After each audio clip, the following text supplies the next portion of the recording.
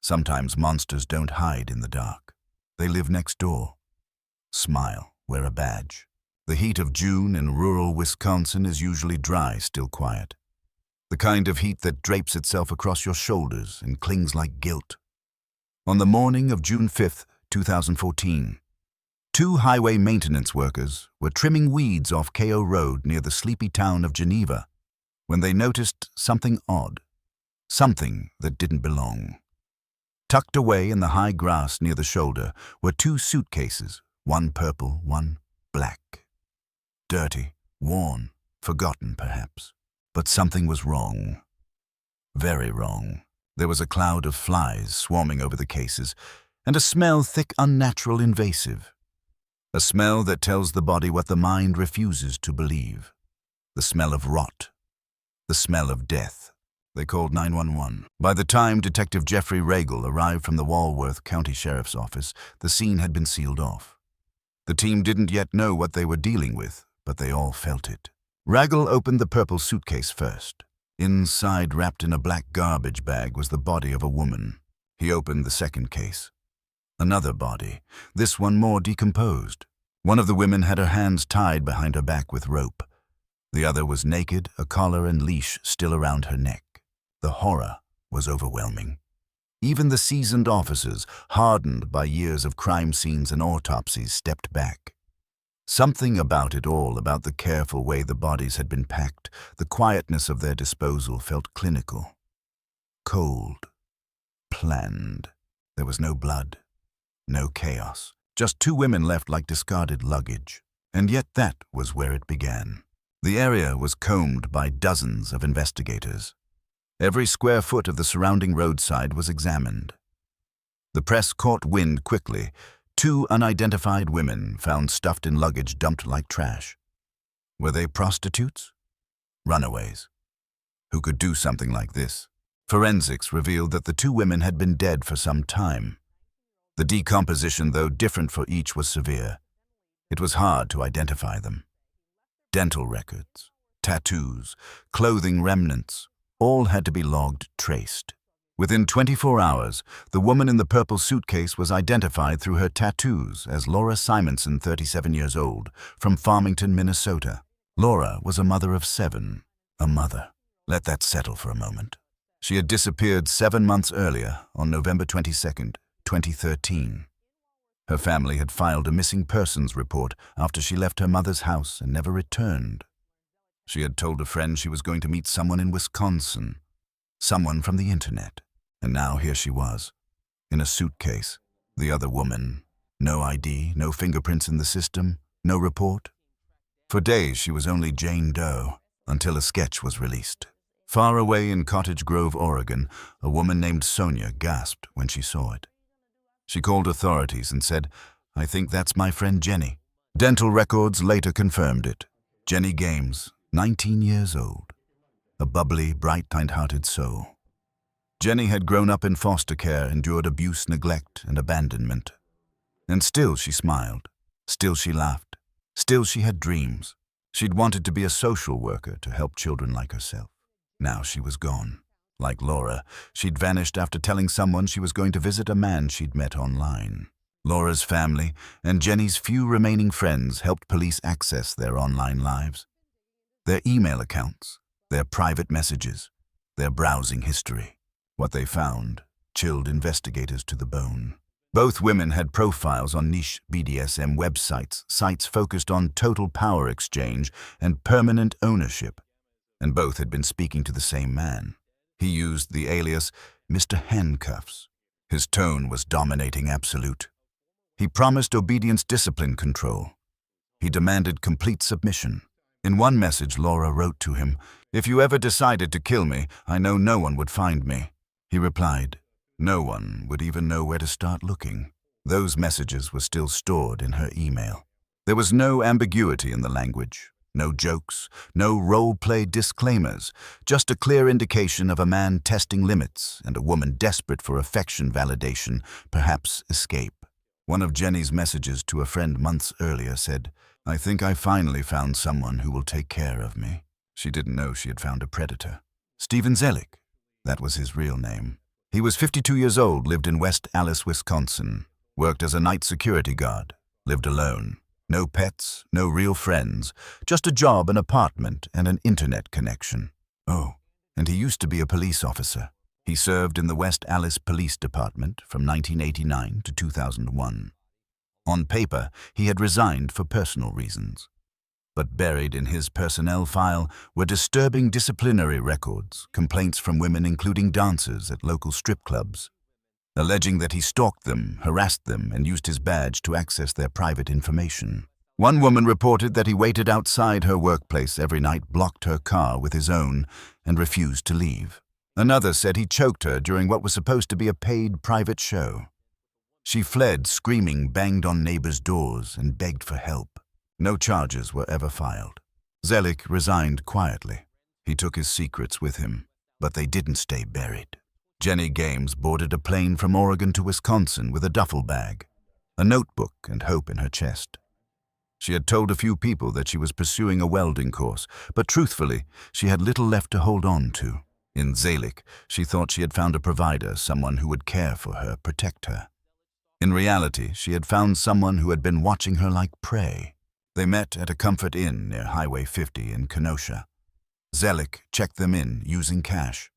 Surveillance footage later showed them entering together, but only he was seen leaving. He wheeled out a luggage trolley. On it were 2 suitcases. The next time Jenny was seen was inside one of them.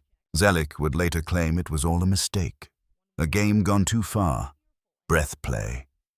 She didn't use the safe word, he said. He panicked. She wasn't breathing. It was an accident. But he didn't call 911. He didn't tell anyone. Instead, he took her body home. He placed her in a suitcase. He put her in his refrigerator, and there she stayed. For more than a year, Laura Simonson was grieving. Her 13-year-old daughter had died of a chronic illness just a year before. She was homeless, living in her car, sometimes crashing at her mother's house, other times sleeping near highways or parking lots. She'd turned to online ads, some romantic, some explicit, trying to find something or someone to make the pain stop. She found Zelich. He seemed kind, attentive, dominant, but gentle. He told her he would care for her, give her a roof, help her grieve. He told her to shut down her social media, sell her car, cut ties. He promised control. She agreed. She was last seen checking into a micro-tel inn and suites in Rochester, Minnesota on November 2, 2013. Zelich paid for the room. In cash. Like Jenny before her, Laura would never walk out again. Her death, too, was ruled a result of accidental choking by Zelich. She died gagged, blindfolded, naked, a collar around her neck, her body bound in rope and plastic wrap. And when she died, Zelich repeated his process. He took her home. He placed her in a second suitcase. He stored her next to Jenny. As the Wisconsin heat returned in 2014, something began to rot in Zelich's apartment.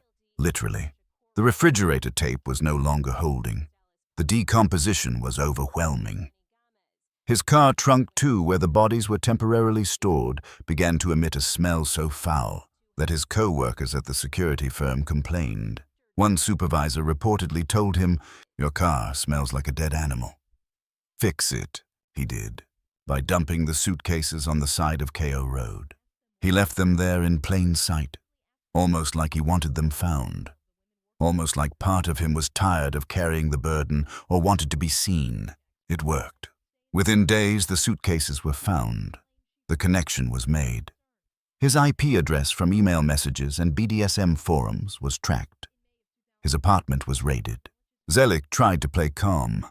He admitted to the encounters but denied responsibility. He claimed the women had begged for the bondage, that they were willing, that it all got out of hand. But his actions afterward, hiding the bodies, storing them like trophies, discarding them like waste, told a different story. This wasn't panic. This was planning. For 12 years, Zelich had worn a badge. He was supposed to serve and protect. Instead, he stalked and preyed. His record as a police officer included 10 separate disciplinary notes, all related to harassment of women, using police databases to find their home addresses, pulling over women to flirt, repeatedly showing up where he wasn't wanted. One dancer said he asked her out more than 1,000 times over 8 years. Another said he waited in alleyways for her after work. Each complaint was filed. Each time he walked away. A slap on the wrist here, a suspension there, no criminal charges. He resigned in 2001, and the darkness inside him finally found no leash. A former roommate, Jamie, said she once found a wire crate in his basement. Bondage gear? Chains, he told her, half laughing, half confessing that he had once kept a woman in that cage for 7 years. She waited for him to leave for work and then fled with her children in a U-Haul. She never looked back. Zelich was arrested and charged initially with hiding a corpse. But as the investigation grew, so did the charges. In Kenosha County, he was charged with first-degree intentional homicide for Jenny's death. Later in Minnesota, he faced second-degree murder charges for Laura. His defense was clear. It was all an accident. He insisted the women consented, that they were willing, that he panicked. But prosecutors saw through it. 2 women. Same pattern. Same fate. District Attorney Mike Gravely argued, "At what point does a pattern become a plan?" The prosecution described Zelich as a predator who sought out vulnerable women, often homeless, with mental health issues, or in foster care. Women who wouldn't be missed right away. Women who wanted to be loved. He isolated them, silenced their voices, and then extinguished them. Even in custody, Zelich maintained his fantasy life. In online forums, days before his arrest, he posted ads seeking new owners to cage and enslave him. He wrote, "I seek permanent, no-release captivity. Animalization. Ideally in a farm or caged situation." The court read it aloud. The jury fell silent. What makes a man like Steven Zelich? The answer may lie in the contradiction of his life. By day, a uniformed officer. By night, a man fantasizing about ownership, control, and degradation. He wasn't just a sadist. He was methodical, calculating, and patient. He waited years before acting. He built trust. He isolated. He escalated. In forensic psychology, this pattern isn't rare. Organized offenders often hide in plain sight. They test boundaries gradually. They normalize their urges behind layers of fantasy. But what separates Zelich is how he blurred the line between consent and coercion. He targeted women who couldn't say no in the same way others might. Women like Jenny and Laura, who were desperate for connection, for stability, for love. He offered them structure, then gave them death. Zelich pleaded guilty to first-degree reckless homicide in Jenny's case. A plea deal spared him life without parole, but earned him 35 years in prison plus 10 years of supervision. In Laura's case, he pleaded guilty to second-degree intentional murder and received 25 years to be served after the Wisconsin sentence. He will never walk free again. During sentencing, Judge Pamela King choked back tears. "Mr. Zelich, human life is not something to be played with. Laura Simonson was loved. Jenny Gamez was loved. And you robbed them and their families of everything." Zelich remained expressionless, but Laura's daughter did not. She stood and called him a monster. "Maybe while he rots in a cell, he'll realize the pain he caused," she said. But I doubt it. Among Laura Simonson's belongings found later on her old laptop was a draft email. She never sent it. No one even knew it existed until investigators dug through her account.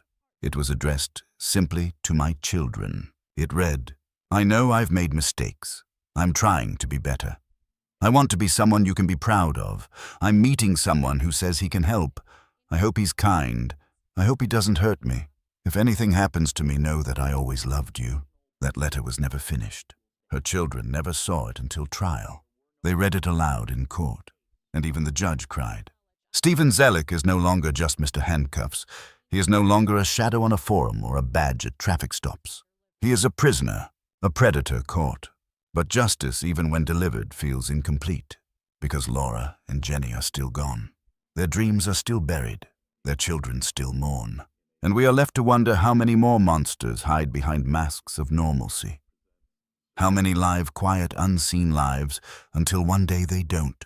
We owe it to the vulnerable to ask these questions, to listen, to protect. As Laura's sister Nikki once said, "I wish I had asked more, listened more, Maybe then she would still be here. May their stories not fade. May we remember them not for how they died, but for how they lived and loved and tried.